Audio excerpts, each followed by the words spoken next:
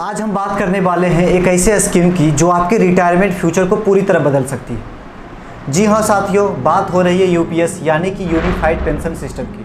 और यदि आप गवर्नमेंट एम्प्लॉई हो या आप इसकी तैयारी कर रहे हो तो यह वीडियो आपके लिए बेहद ज़रूरी है। इस वीडियो में हम यूपीएस के 4 मेजर पॉइंट्स, इसके introduction, eligibility criteria, contribution system और कॉर्पोरेट स्ट्रक्चर के बारे में जानेंगे। आप लोग वीडियो को लास्ट तक जरूर देखिए क्योंकि इन चारों पॉइंट्स को मैं step by step simple language में समझाने की कोशिश करूंगा।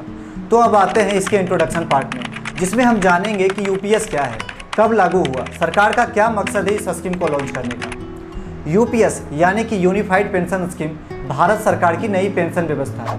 इसमें एम्प्लॉई और गवर्नमेंट दोनों कंट्रीब्यूट करते हैं और सबसे खास बात यह है, इसमें आपको रिटायरमेंट के बाद एश्योर्ड पेंशन की गारंटी भी दी जाएगी। यूपीएस को सरकार ने 1 अप्रैल 2025 से लागू कर दिया। इस ऑप्शन को कोई भी कर्मचारी अपने इच्छा पूर्वक चुन सकते हैं। अब हम जानेंगे कि सरकार का मकसद क्या है इस स्कीम को लॉन्च करने का। एनपीएस आने के बाद सबसे ज़्यादा विरोध इसी बात पर था कि उसमें कोई फिक्स्ड पेंशन की गारंटी नहीं है। एम्प्लॉयज़ और यूनियन लगातार डिमांड कर रहे थे कि हमें ओपीएस जैसी सिक्योरिटी चाहिए, सिर्फ मार्केट बेस्ड सिस्टम नहीं।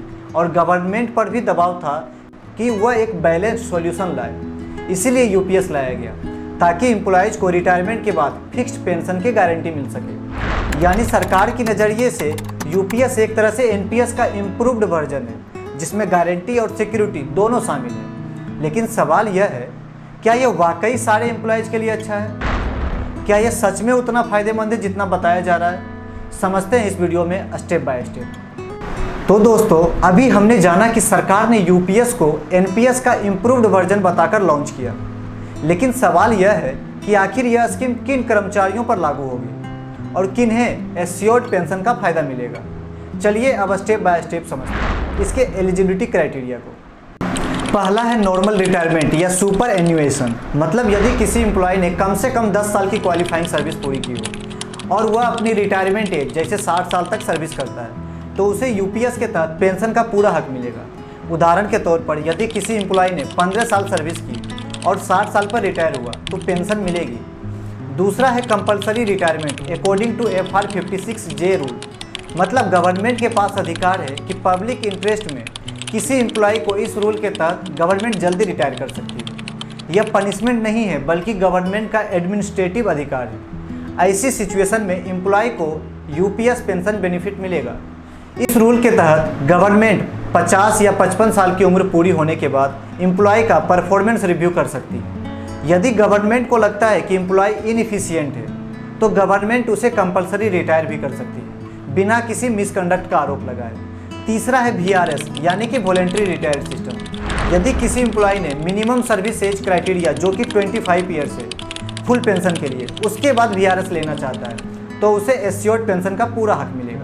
अब जानते हैं यूपीएस में एश्योर्ड पेंशन का हकदार कौन नहीं है। इसके लिए पहली कंडीशन है removal and dismissal from service.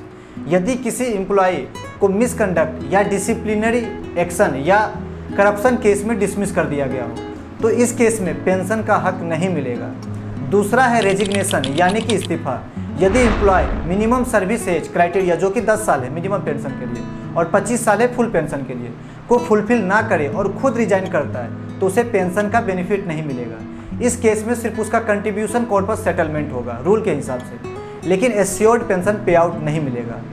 अब कुछ लोग VRS और रेजिग्नेशन में कंफ्यूज हो रहे होंगे, तो मैं आपको बता दूं यह दोनों अलग अलग चीज़ें हैं। VRS में एम्प्लॉय खुद डिसाइड करता है कि नॉर्मल रिटायरमेंट एज से पहले नौकरी छोड़नी है। उसके लिए मिनिमम सर्विस एज 25 ईयर्स होनी चाहिए या नॉर्मल रिटायरमेंट एज होना चाहिए। जबकि रेजिग्नेशन में एम्प्लॉय कभी भी किसी भी वक्त नौकरी छोड़ सकता है। इसके लिए मिनिमम सर्विस एज का कोई रूल नहीं है, इसमें सिर्फ आपका अपना कॉर्पस मिलेगा और कुछ नहीं। तो मतलब एलिजिबिलिटी की बात करें तो यूपीएस में पेंशन सिर्फ उन्हीं को मिलेगी जिन्होंने कम से कम 10 साल सर्विस की हो और नॉर्मल रिटायरमेंट तक सर्विस की हो। दूसरा है यदि गवर्नमेंट FR 56J रूल के तहत आपको कंपलसरी रिटायर करती है तब भी आप पेंशन के हकदार होंगे। और यदि आपने मिनिमम सर्विस क्राइटेरिया 25 ईयर्स के बाद VRS लिया तो भी आपको एश्योर्ड पेंशन का हक मिलेगा। लेकिन कुछ केसेस में इसका बेनिफिट आपको नहीं मिलेगा, जैसे यदि आपको रिमूव किया गया हो, डिसमिस किया गया हो या आपने खुद रिजाइन किया हो। तो दोस्तों, अभी हमने समझा कि यूपीएस किन कर्मचारियों पर लागू होगा और किन्हें पेंशन नहीं मिलेगी। तो अब सवाल उठता है कि कर्मचारी और गवर्नमेंट दोनों का कंट्रीब्यूशन क्या रहने वाला है। यूपीएस के तहत एम्प्लॉय अपने बेसिक प्लस डीए का 10% और सेम कंट्रीब्यूशन गवर्नमेंट भी एम्प्लॉय के इंडिविजुअल कॉर्पस में करती है। यूपीएस में गवर्नमेंट अलग से बेसिक प्लस डीए का 8.5% कंट्रीब्यूट करती है। अब सवाल उठता है, आखिर गवर्नमेंट यह 8.5% अलग से क्यों कंट्रीब्यूट कर रही है। गवर्नमेंट यह एक्स्ट्रा हिस्सा पूल कॉर्पस में डालती है। इसका मकसद है पेंशन गारंटी को सुनिश्चित करना। सिंपल शब्दों में बोलूँ तो यह 8.5% गवर्नमेंट का सेफ्टी नेट है, ताकि एम्प्लॉय की पेंशन कभी भी गारंटी से कम ना हो।